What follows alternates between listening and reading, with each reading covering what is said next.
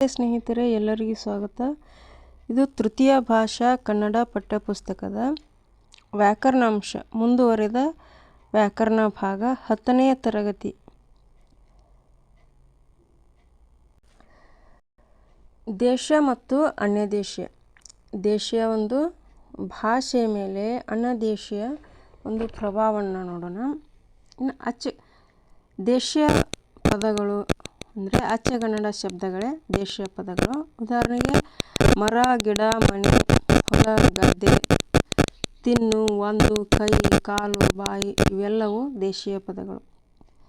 ಸಂಸ್ಕೃತವನ್ನು ಒಳಗೊಂಡಂತೆ ಬೇರೆ ಬೇರೆ ಭಾಷೆಗಳಿಂದ ಬಂದಿರುವ ಶಬ್ದಗಳೇ ಅನ್ಯದೇಶೀಯ ಪದಗಳು. ಉದಾಹರಣೆಗೆ ಸಂಸ್ಕೃತದಿಂದ ಕನ್ನಡದ ಮೇಲೆ ಆಗಿರುವ ಪ್ರಭಾವವನ್ನು ನಾವೀಗ ನೋಡೋಣ.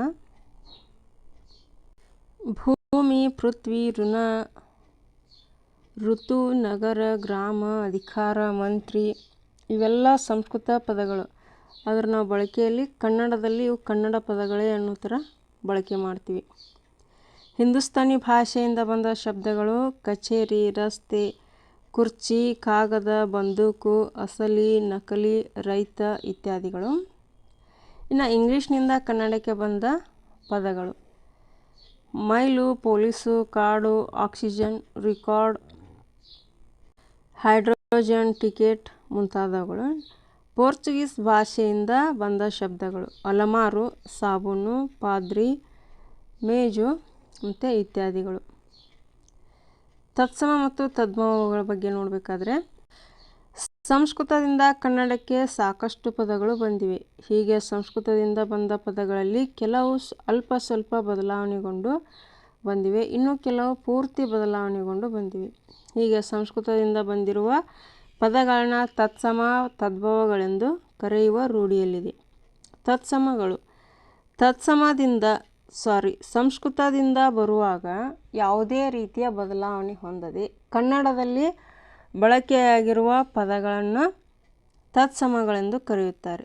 ತತ್ ಎಂದರೆ ಅದಕ್ಕೆ, ಅಂದರೆ ಸಂಸ್ಕೃತಕ್ಕೆ ಸಮ ಎಂದರ್ಥ. ಸಮ ಎಂದರೆ ಸಮಾನ ಎಂದರ್ಥ. ಸಂಸ್ಕೃತಕ್ಕೆ ಸಮಾನವಾದದ್ದು ಎಂದರ್ಥ.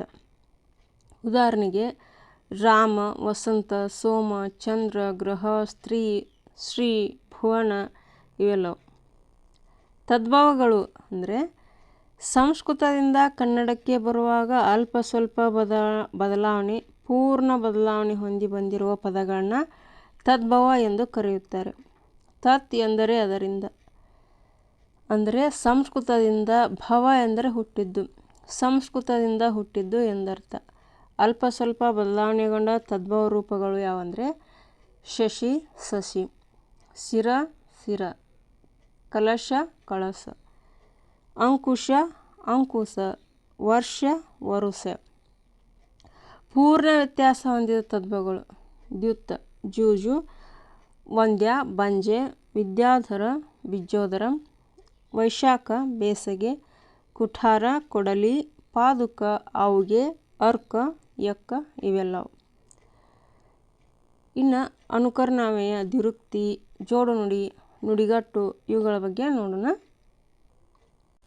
ಅನುಕರಣಾವ್ಯಯ ಶಬ್ದವನ್ನು ಅನುಕರಿಸಿ ಬರುವ ಪದಗಳೇ ಅನುಕರಣಾವ್ಯಯಗಳು. ಅಂದರೆ ಅರ್ಥವಿಲ್ಲದ ಧ್ವನಿ ವಿಶೇಷಗಳನ್ನು ತಾನು ಕೇಳಿದಂತೆ ಮತ್ತೆ ಮತ್ತೆ ಅನುಕರಿಸಿ ಹೇಳುವುದನ್ನು ಅನುಕರಣಾವ್ಯಯ ಎನ್ನುವರು.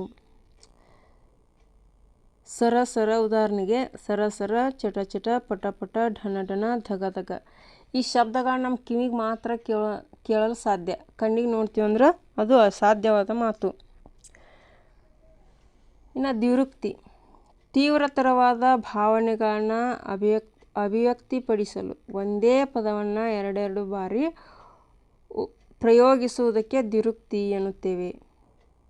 ನಾವು ಸಾಮಾನ್ಯವಾಗಿ ದ್ವಿರುಕ್ತಿ ಪದಗಳನ್ನ ಎಲ್ಲೆಲ್ಲಿ ಬಳಸ್ತೀವಿ ಅಂದರೆ ನಮ್ಗೆ ತುಂಬ ಖುಷಿಯಾದಾಗ ಮತ್ತು ತುಂಬ ಕೋಪ ಬಂದಾಗ ಮತ್ತು ಅತಿ ಆಶ್ಚರ್ಯ ಆದಾಗ ಮತ್ತು ಈಗ ಅವಸರದಿಂದ ಏನಾದರೂ ಹೇಳಬೇಕಾದಾಗ ಈ ರೀತಿಯ ಒಂದು ಸನ್ನಿವೇಶದಲ್ಲಿ ಪದಗಳನ್ನ ಬಳಸ್ತೀವಿ ನಾವು. ನೋಡಿ ನೋಡಿ, ಹೌದು ಹೌದು, ಬೇಗ ಬೇಗ, ನಡೆ ನಡೆ ಇವು ದ್ವಿರುಕ್ತಿ ಪದಗಳು. ಈ ಜೋಡು ನುಡಿಗಳಲ್ಲಿ 3 ರೀತಿಯ ನಿಯಮಗಳನ್ನ ನೋಡ್ತೀವಿ ನಾವು. ಮೊದಲನೇದು ಏನಂದರೆ ಕೆಲವು ಪದಗಳನ್ನ ನೋಡಿದ ತಕ್ಷಣ ಇವು ದ್ವಿರುಕ್ತಿನ ಇರ್ಬೋದು ಅನ್ನಿಸ್ತೈತೆ ನಿಮಗೆ, ಆದರೆ ಅವು ದ್ವಿರುಕ್ತಿ ಆಗಿರೋದಿಲ್ಲ. ಅವು ಏನಾಗಿರ್ತಾವೆ, ಜೋಡುನುಡಿ ಆಗಿರ್ತಾವೆ. ಅಂಥ ಪದಗಳು ಯಾವುವು ಅಂದರೆ, ಪೂರ್ವ ಪದಕ್ಕೆ ಅರ್ಥ ಇರುತ್ತೆ, ಉತ್ತರ ಪದಕ್ಕೆ ಅರ್ಥ ಇರೋದಿಲ್ಲ. ಅಂಥ ಪದಗಳು ಅಂದರೆ ನಾವು ದಿನನಿತ್ಯ ಆಡ್ತಾನೆ ಇರ್ತೀವಿ. ಯಾವುವು ಅಂದರೆ ಗುಡಿ ಗುಂಡಾರ, ದೇವರು ದಿಂಡಿರು, ಬೀಗರು ಬಿಜ್ಜರು, ಬಟ್ಟೆ ಬರೆ. ಇದು ಒಂದು ನಿಯಮ. ಇನ್ನು ಎರಡನೇ ನಿಯಮ ಏನಂದರೆ, ಒಂದೇ ಅರ್ಥ ಕೊಡುವ ಎರಡು ಭಿನ್ನ ಭಾಷಾ ಪದಗಳು. ಒಂದೇ ಅರ್ಥವನ್ನು ಕೊಡುವಂಥ ಬೇರೆ ಬೇರೆ ಭಾಷೆಯ ಎರಡು ಪದಗಳು ಜೊತೆ ಜೊತೆಯಾಗಿ ಬಳಕೆಗೊಂಡರೆ ಅವುಗಳನ್ನ ಜೋಡು ನುಡಿಗಳು ಎನ್ನುತ್ತೇವೆ. ಉದಾಹರಣೆಗೆ ನೋಡಬೇಕಂದ್ರೆ, ಕ್ಯಾಚ್ ಹಿಡಿ. ಕ್ಯಾಚ್ ಅನ್ನುವಂಥ ಇಂಗ್ಲೀಷ್ ಪದ, ಹೌದಾ, ಹಿಡಿ ಎರಡೂ ಒಂದೇ ಅರ್ಥ, ಆದರೂ ನಾವು ಬಳಕೆ ಮಾಡ್ತಾನೆ ಇರ್ತೀವಿ. ಕಿಕ್ ಒದೆ, ಕಡಿ ಲಾಸ್ಟ್, ಒಟ್ಟು ಟೋಟಲ್. ಇದು ಒಂದು ನಿಯಮ. ಇನ್ನು ಮೂರನೇ ನಿಯಮ ಅಂದರೆ ಒಂದೇ ಅರ್ಥ ಕೊಡುವ ಎರಡು ರೂಪದ ಪದಗಳು ಅಥವಾ ಬೇರೆ ಬೇರೆ ಅರ್ಥ ಕೊಡುವ ಎರಡು ಪದಗಳು ಯಾವತ್ತೂ ಜೊತೆ ಜೊತೆಯಾಗಿ ಬಳಕೆಗೊಂಡರೆ ಅವುಗಳನ್ನ ಜೋಡು ನುಡಿಗಳು ಎನ್ನುತ್ತೇವೆ. ಅಂದರೆ ಇಲ್ಲಿ ಬಳಕೆಯಾದಂಥ ಎರಡು ಪದಗಳನ್ನು ಅರ್ಥವನ್ನು ಹೊಂದಿರ್ತಾವೆ. ಅವು ಯಾವುವು ಅಂದರೆ ಈಗ ಕೊಟ್ಟಿರಲ್ಲ ಇವುಗಳು ನೋಡಿ. ಮನೆ ಮಠ, ಇವು ಎರಡಕ್ಕೂ ಅರ್ಥ ಐತಿ.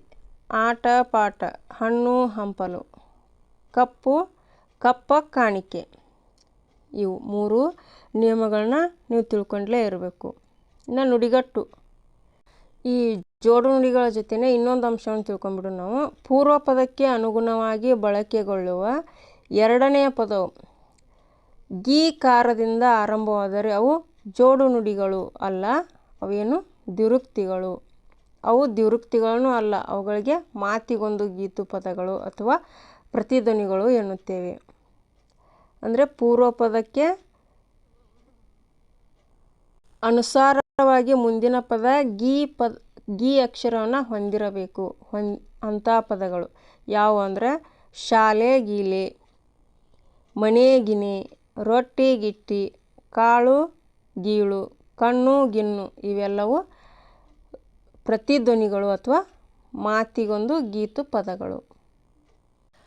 ನುಡಿಗಟ್ಟುಗಳು ಅಥವಾ ಪಡೆನುಡಿಗಳು, ಇವು GPSTR ಆಗಿರ್ಬೋದು, ಆಮೇಲೆ SDA FDA ಇನ್ನಿತರ ಎಕ್ಸಾಮ್ಗಳಿಗೆ ಇವಂತರೂ ಈ ಎಲ್ಲ ಇದು ವ್ಯಾಕರಣಾಂಶ, ದ್ವಿರುಕ್ತಿ ಆಗಿರ್ಬೋದು, ಜೋಡು ನುಡಿ, ನುಡಿಗಟ್ಟು ಇವೆಲ್ಲ ತುಂಬ ಮುಖ್ಯವಾದಂಥ ಅಂಶನ. ವಿಶೇಷ ಅರ್ಥ ನೀಡುವ ಪದಪುಂಜವನ್ನು ನುಡಿಗಟ್ಟು ಅಥವಾ ಪಡೆನುಡಿ ಎಂದು ಕರೆಯುತ್ತಾರೆ. ಇಲ್ಲಿ ಪದಗಳ ಬಾಹ್ಯ ಅರ್ಥಕ್ಕಿಂತ ಸೂಚ್ಯಾರ್ಥ ಇಲ್ಲವೇ ಒಳಾರ್ಥ ಪ್ರಧಾನವಾಗಿರುತ್ತದೆ. ಕೈಗೂಡು, ಹೊಂಚು ಹಾಕು, ತಲೆದೂಗು, ಸಿಟ್ಟು ನೆತ್ತಿಗೇರು. ಕ್ರಿಯಾಪದಗಳು,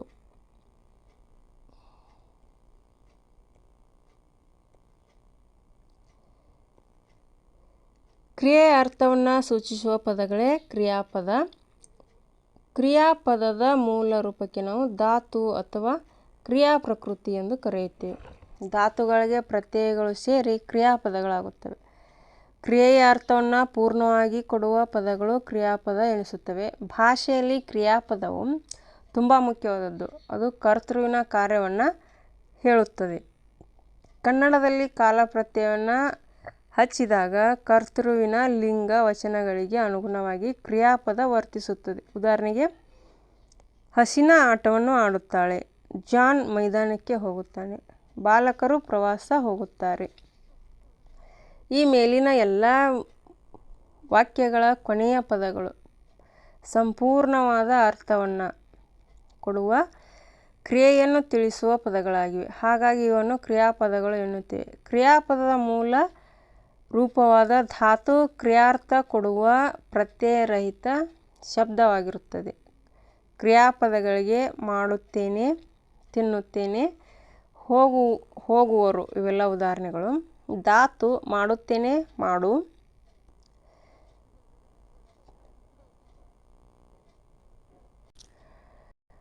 ಮಾಡುತ್ತೇನೆ ಧಾತು ಮಾಡು ಆಗುತ್ತೆ. ತಿನ್ನುತ್ತಾಳೆ ಇದು ತಿನ್ನು ಆಗುತ್ತೆ. ಹೋಗುವರು ಹೋಗು ಧಾತು ಯಾವಾಗಲೂ ದ್ವಿತೀಯ ಪುರುಷ ಏಕವಚನದಲ್ಲೇ ಇರುತ್ತದೆ. ಪುಲ್ಲಿಂಗ, ಸ್ತ್ರೀಲಿಂಗ, ನಪುಂಸಕಲಿಂಗ ಮಾಡುತ್ತಾನೆ, ಮಾಡುತ್ತಾಳೆ, ಮಾಡುತ್ತದೆ, ಮಾಡಿದನು, ಮಾಡಿದಳು, ಮಾಡಿತು, ಮಾಡುವನು, ಮಾಡುವಳು, ಮಾಡುವುದು. 3 ಲಿಂಗಗಳಲ್ಲಿ ಉದಾಹರಣೆಯನ್ನು ಕೊಟ್ಟಿರುವ ಈ ಎಲ್ಲ ಪದಗಳು ಕ್ರಿಯಾಪದಗಳಾಗಿವೆ. ಈ ಎಲ್ಲ ಕ್ರಿಯಾಪದಗಳಿಗೂ ಮಾಡು ಎಂಬ ಶಬ್ದ ಕ್ರಿಯೆಯ ಅರ್ಥವನ್ನು ಕೊಡುವ ಮೂಲಕ ಮೂಲ ಪದವಾಗಿದೆ. ಇದನ್ನು ನಾವು ಧಾತು ಎನ್ನುತ್ತೇವೆ. ವಾಕ್ಯ ರಚನೆ. ಅನುಭವಗಳ ದಾಖಲೆ. ಇದೊಂದು ವಿಶಿಷ್ಟ ರೀತಿಯ ಚಟುವಟಿಕೆ. ಇದರಿಂದ ನೀವು ದೊಡ್ಡವರಾದ ಮೇಲೆ ಬಾಲ್ಯ ಯೌವನವನ್ನು ಪುನರಾವಲೋಕಿಸಲು, ಅದರಿಂದ ಪಾಠಗಳನ್ನು ಕಲಿಯಲು ಈ ದಾಖಲೆಗಳು ಸಹಾಯಕವಾಗುತ್ತವೆ. ಜೀವನಕ್ಕೆ ಅರ್ಥವೂ ಗುರಿಯೂ ಈ ಅನುಭವಗಳಿಂದ ದೊರೆಯಬಹುದು. ಅನುಭವಗಳ ದಾಖಲೆಗಳಿಗೆ ಕಟ್ಟುನಿಟ್ಟಾದ ವಿಧಿ ನಿಷೇಧಗಳನ್ನು ನಿಗದಿಪಡಿಸಲು ಆಗುವುದಿಲ್ಲ. ಕೆಲವು ಸಹಾಯಕ ಚಟುವಟಿಕೆಗಳು: ದಿನಚರಿಯನ್ನು ತಪ್ಪದೇ ಬರೆಯುವುದು, ಓದಿದ ಮತ್ತು ಕೇಳಿದ ವಿಚಾರಗಳನ್ನು ಟಿಪ್ಪಣಿ ಮಾಡುವುದು ಮತ್ತು ವರದಿ ತಯಾರಿಕೆ. ಅಭಿವ್ಯಕ್ತಿ. ಅಭಿವ್ಯಕ್ತಿ ಎಂಬ ಪದಕ್ಕೆ ಭಾವನೆಯನ್ನು ಪ್ರಕಟಿಸುವುದು, ಹೇಳಿಕೆ ಕೊಡುವುದು ಎಂದರ್ಥ. ಇದು ಮಕ್ಕಳಲ್ಲಿ ಬೆಳೆಯಬೇಕಾದ ಸಾಮರ್ಥ್ಯ. ಅಭಿವ್ಯಕ್ತಿಯನ್ನು ಪ್ರಸ್ತುತಪಡಿಸಲು ಶಾಲೆಯಲ್ಲಿ ಅನೇಕ ಚಟುವಟಿಕೆಗಳನ್ನು ಹಮ್ಮಿಕೊಳ್ಳಬಹುದು. ಆಶುಭಾಷಣ ಸ್ಪರ್ಧೆ, ಪ್ರಬಂಧ ಸ್ಪರ್ಧೆ, ಚರ್ಚಾ ಸ್ಪರ್ಧೆ, ಕಥೆ ಹೇಳುವುದು, ನಾಟಕ.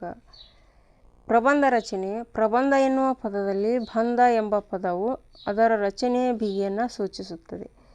ಇದು ಒಂದು ವಿಚಾರವನ್ನು ಆಯ್ಕೆ ಮಾಡಿಕೊಂಡು ಅದರ ಬಗ್ಗೆ ದೀರ್ಘ ಚಿಂತನೆ ಮಾಡಿ, ವಿಷಯಗಳನ್ನು ಎಲ್ಲ ದೃಷ್ಟಿಯಿಂದ ನೋಡಿ ಮಂಥನ ಮಾಡಿ ಬರೆದ ಲೇಖನವೆಂದು ಇಟ್ಟುಕೊಳ್ಳಬಹುದು. ಇದಕ್ಕೆ ಅವಶ್ಯಕವಾದ ಕೌಶಲ್ಯವೆಂದರೆ ಬರವಣಿಗೆ ಅಥವಾ ಲೇಖನ ಸಾಮರ್ಥ್ಯ. ಪ್ರಬಂಧ ರಚನೆಯ ಹಂತಗಳು. ಈ ಪ್ರಬಂಧ ರಚನೆ, ಗಾದೆ ವಿಸ್ತರಣೆ ಇವೆಲ್ಲವೂ GPSTರಿಗೆ ಮಾತ್ರ ತುಂಬ ಸಹಾಯಕಾರಿಯಾಗ್ತವೆ. ವಿಷಯದ ಆಯ್ಕೆ, ವಿಷಯ ವಿಶ್ಲೇಷಣೆ. ಪ್ರಬಂಧ ರಚನೆಯ ಹಂತಗಳು: ಮೊದಲು ವಿಷಯದ ಆಯ್ಕೆ, ವಿಷಯ ವಿಶ್ಲೇಷಣೆ, ಉಪವಿಷಯಗಳನ್ನು, ಶಿರೋನಾಮೆಗಳನ್ನು ಗುರುತಿಸುವುದು, ಇನ್ನು ಅಂಕಿ ಅಂಶಗಳ ಕ್ರೋಢೀಕರಣ. ಪ್ರಸ್ತುತ ವಿಷಯಗಳು. ಉದಾಹರಣೆಗೆ ಇಲ್ಲಿ ಕೆಲವೊಂದು ಪ್ರಬಂಧ ವಿಷಯಗಳಿದಾವೆ ನೋಡೋಣ. ಪರಿಸರ ಸಂರಕ್ಷಣೆ, ಪರಿಸರ ರಕ್ಷಣೆ, ಮಾಲಿನ್ಯ ತಡೆಯುವುದು, ರಾಷ್ಟ್ರೀಯ ಏಕತೆ ಮತ್ತು ಭಾವೈಕ್ಯತೆ. ಇದು 2023 GPT ಒಳಗೆ ಪ್ರಶ್ನೆಯಾಗಿತ್ತಿದು. ಸಂಪರ್ಕ ಮಾಧ್ಯಮ ಉಪಯೋಗ, ದುಷ್ಪರಿಣಾಮ, ಕಂಪ್ಯೂಟರ್, ಬಾಹ್ಯಾಕಾಶ ವಿಜ್ಞಾನ, ಕೃತಕ ಉಪಗ್ರಹಗಳು, ನೀರಿನ ಹಂಚಿಕೆಯ ಸಮಸ್ಯೆ, ಸ್ವಚ್ಛ ಭಾರತ್ ಅಭಿಯಾನ. ಇವನ್ನೆಲ್ಲ ಬರೆದಿಟ್ಕೊಂಡು ನೀವು ಇದ್ರ ಮೇಲೆ ಪ್ರಬಂಧ ರಚಿಸಿದ್ರೆ ನಿಮ್ಗೆ ತುಂಬ ಉಪಯುಕ್ತ. ಪತ್ರ ಲೇಖನ. ಈಗ ವೈಯಕ್ತಿಕ ಪತ್ರ ಮತ್ತು ವ್ಯವಹಾರಿಕ ಪತ್ರ ಅಂತ 2 ರೀತಿಯಲ್ಲಿ ನೋಡ್ತೀವಿ ನಾವು. ಪತ್ರದಲ್ಲಿರಬೇಕಾದ ಮುಖ್ಯ ಅಂಶಗಳು: ವಿಳಾಸ, ಸಂಬೋಧನೆ, ವಿಷಯ ಮತ್ತು ಒಡಲು, ಮುಕ್ತಾಯ, ದಿನಾಂಕ ಈ ರೀತಿಯ ವಿಷಯಗಳನ್ನ ಹಾಕಿ ಬರಿಬೇಕಾದಂಥ ಒಂದು ನಿಯಮ. ಪತ್ರ ಬರೆಯೋ ನಿಯಮ ಏನು ಅಂತ ಈಗಾಗಲೇ ನೀವು ತಿಳ್ಕೊಂಡೇ ಇರ್ತೀರಿ.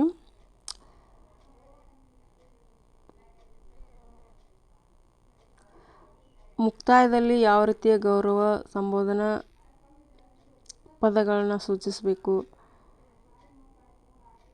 ಇಲ್ಲಿ ಪತ್ರನ ಮಾದರಿಯಾಗಿ 1-2 ಮಾದರಿಯನ್ನು ಕೊಟ್ಟಿದ್ದಾರೆ, ನೋಡ್ಕೊಂಬಿಡ್ರಿ.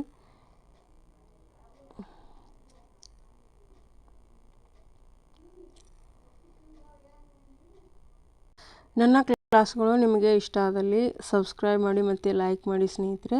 ಧನ್ಯವಾದಗಳು.